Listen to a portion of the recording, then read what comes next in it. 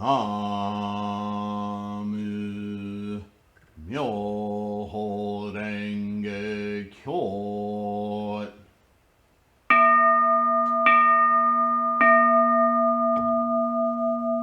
나무 묘호랭개교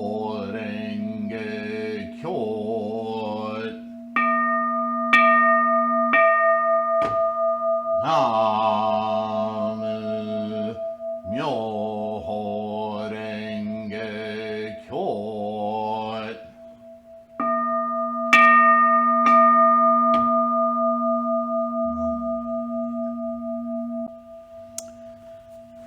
Hello everyone, Namo Myoho Renge Kyo. Thank you for being here. I hope this finds you in good health and safe.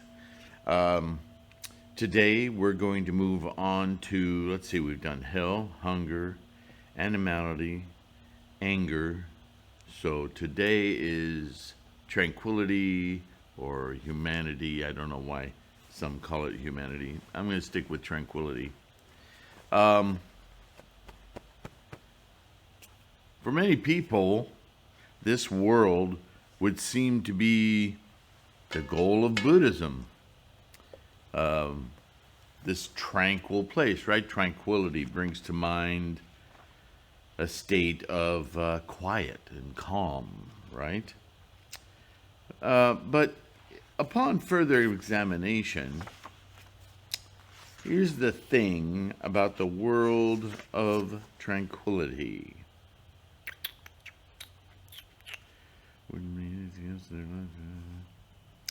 Yeah, sometimes I reread things that I've read and written in the past, and some of these books are decades old. I mean, they're not wrong, but I think I would use more developed vernacular. Have you ever seen a picture or an animation, actually, of the way the solar system works? Right away, most of us will remember even those little models in science class in school with the planets placed where they are around the sun and how they rotate at different speeds around the sun. And even that is inaccurate because we know that all orbits are somewhat elliptical, some more than others. But more modern visualizations of that would include that the solar system itself is hurtling around the galaxy, right? I mean, hundreds of thousands of miles an hour. And so if you see that solar system in its entirety with its planets circling around the suns, also completely moving around the galaxy, what you have is you don't have this flat two-dimensional circle so much as you have a coil, right? So the Earth isn't doing this around the sun, it's doing this around the sun. I mean, the first time you see that animation, you go, oh yeah, right. And by the way, the galaxy is moving. Everything in the universe moves. This is the primary function of samsara. This is what Shakyamuni talked about. Nothing is ever static. Ever. Even when when I stick this soft drink on this table, it is not static. It is moving. I am moving along in relation to it, but it is not in the location that I put it in a moment ago, because we're moving at thousands of miles an hour. You see how that will mess with your mind? Relativity. That's what Einstein was talking about, amongst many other things. But things are never static.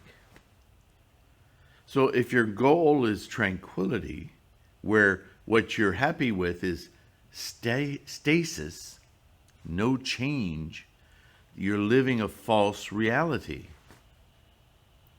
Because everything is constantly changing. So in reality, if we could be super mega giants and look at our solar system as though we could embrace it in our hands, and we would see this thing moving through space, if we thought, let me just hold the Earth for a moment, make it static, what would happen to us? Because everything else is going to continue moving. We self-destruct. You see, the illusion of remaining in stasis, of everything's nice the way it is. If only everything could stay just like this. Well, if everything could stay just like this, you would die. Or another way of looking at it is you're going retrograde.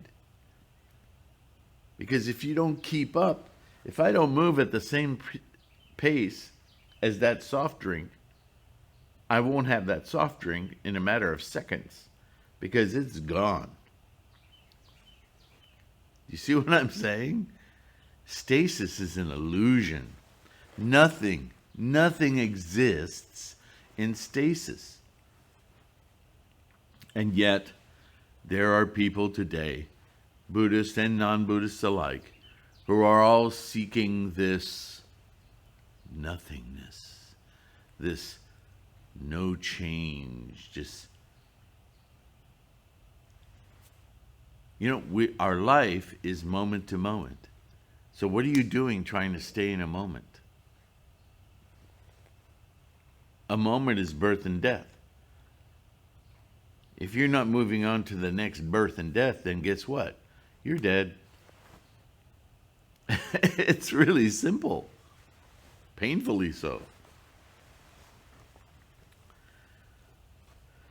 So look, that's a very literal dialogue on tranquility. So we'll try a little more nuanced. But this is something that Hinayanists don't get.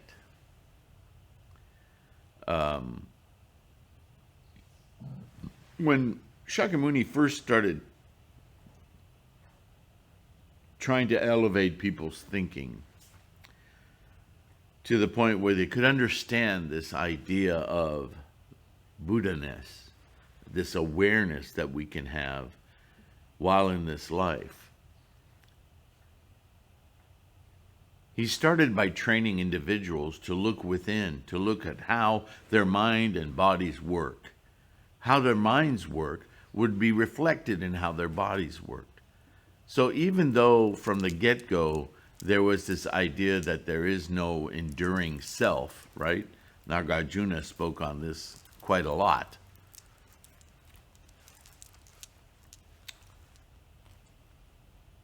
The initial teachings for many years used this idea of self, this body, to try to gain access in people's minds of how their minds were at work, even when they weren't thinking about their minds. Mind-body connection, right?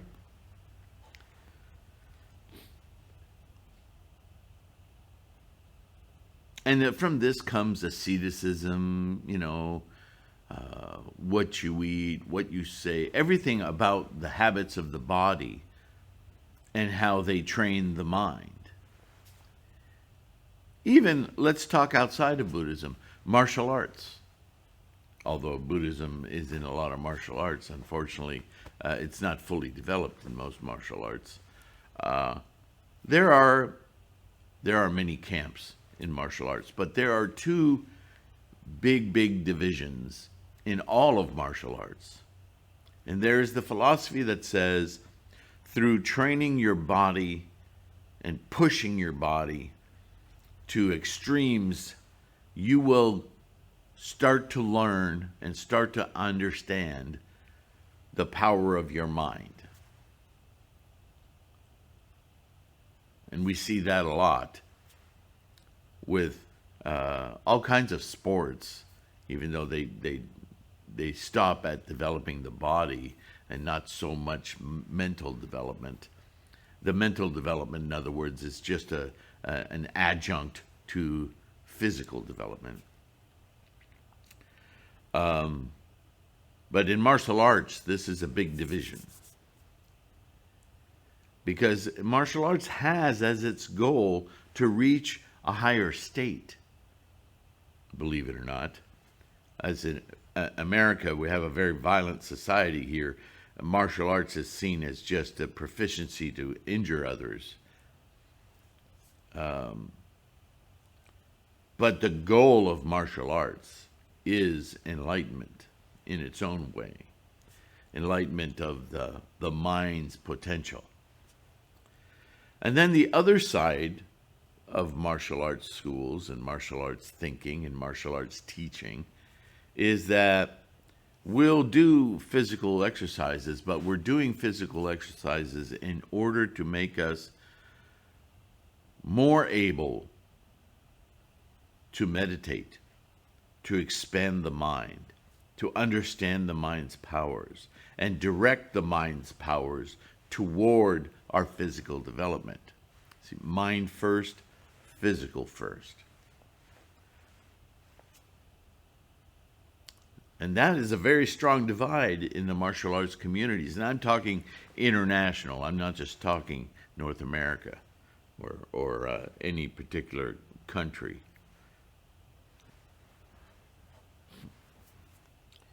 Even if you look at Brazilian Jiu-Jitsu in the Southern Hemisphere, derived from Jiu-Jitsu and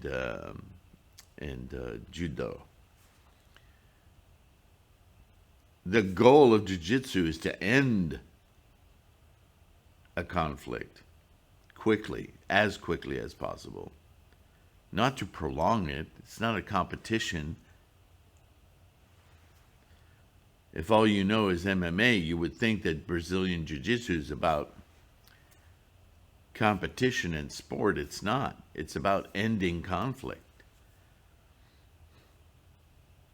There's not a whole lot of mental development there, but still the qualities of patience are very, very strong in Brazilian Jiu-Jitsu.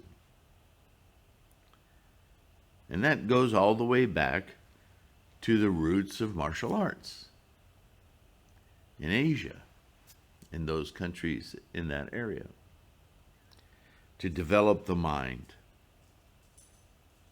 Do you develop the mind and actuate it and give it form in the physical reality, or do you develop the body and through the body understand the mind?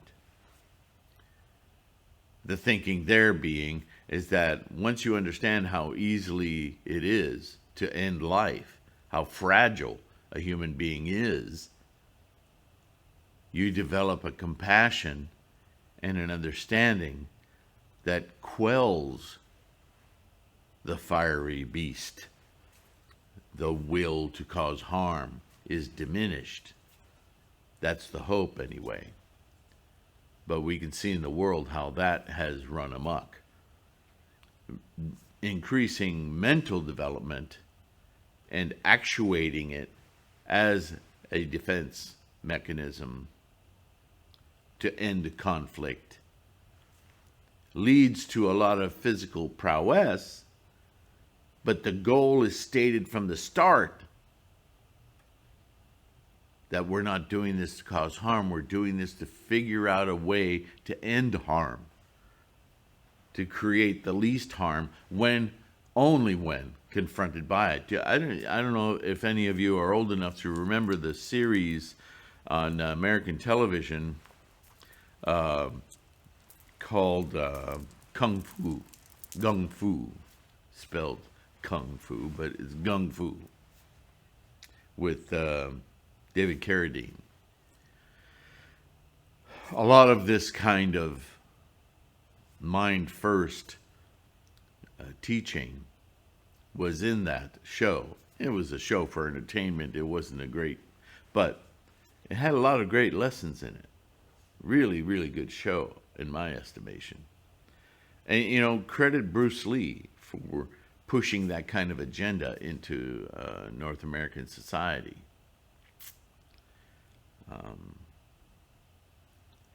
But all of this is to say that the two are always seeking a balance, but that the physical is really an implementation, a tool, a mechanism of expression of the mind. And this is certainly the Buddhist path. And so when we seek only stasis, tranquility, we may tell ourselves is because we want this, we label it with states of mind, like calm and serenity and all these wonderful words. But the truth of the matter is that what we're hung up on is physicality. And to use tranquility as a target is really a denial of the mind. The mind never sits still. Although this is the stated goal of people who seek this world. And this is why this world is considered one of the 6 lower worlds. Because there's no accomplishment there. There's no reward there. There is this distinct lack of reward. And you could say, yes, but Sifu, there's also a lack of violence and a lack of negativity and a lack. I get all that. But we are living, breathing, changing, metamorphosing, transmigrating beings. The only way to stop that is to cease being.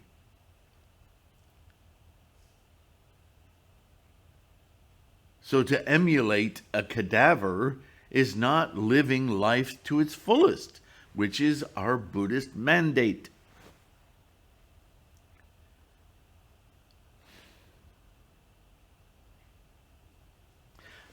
Look no further than our practice of chanting to a mandala of Gohonzon. It is not static. This is why I call it active meditation. Because like life, like being, chanting to a mandala, awakening, invoking Gohonzon and our Buddhaness is a dynamic thing. It is constantly a moving target. And if you're not moving along with it, it's gone. And you live in an illusion that you've achieved something that you have not.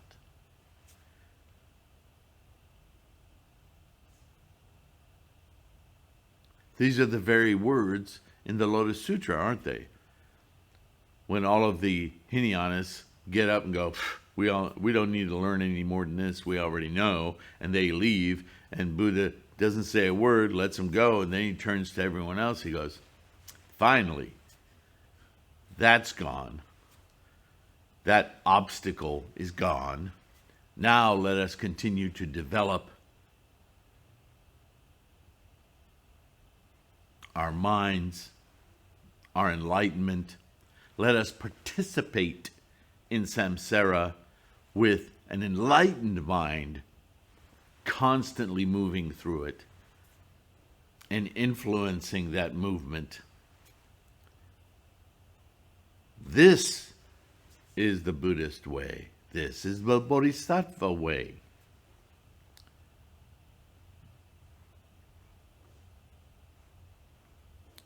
So, yeah. Tranquility. A place that may be an attainment if you're coming from the lower worlds, but a place that's a stalling point and a dead end if you have the higher worlds. They get cut off if this is where you stop. Right? Not to say that there isn't a value to having a breather now and again, but understand that that's what it is. It's not the goal. Make sense? We'll talk more about obstacles in the next world, which is rapture. Another stated goal of a lot of folks. That's really also an illusion and a stopping point. Although it has its values, if it's part of a larger component of the 10 worlds, of the higher worlds, just like humanity or tranquility is a component of the 10, of the 100, of the 3,000 realms in a single moment, thought moment of life. But as a goal, it fails miserably. Okay? So that's it for now. I'll probably do another one today, like I did yesterday, and I'll put 2 up so we can get through these 10 worlds, these basics of understanding, and get back to our enlightenment. Right? Thank you for listening. Thank you for contributing. My patrons, you guys are awesome. Those of you who make contributions ad hoc, thank you so much. Those of you who are not able to make contributions but contribute your time, listening, watching, downloading the podcasts, don't forget, by liking, you affect a bodhisattva activity. By subscribing, you join our Sangha. Congratulations. And by sharing, I know somebody who could use this video, use this podcast. They would get it. I'll share it with them. Be careful. That's shakabuku. That comes with responsibility. But it is immense, the cause that you're making. Do it. You bodhisattva. Thank you. Thank you very much. And thank yourself for practicing well. And I'll see you in the next one. All right? Bye for now.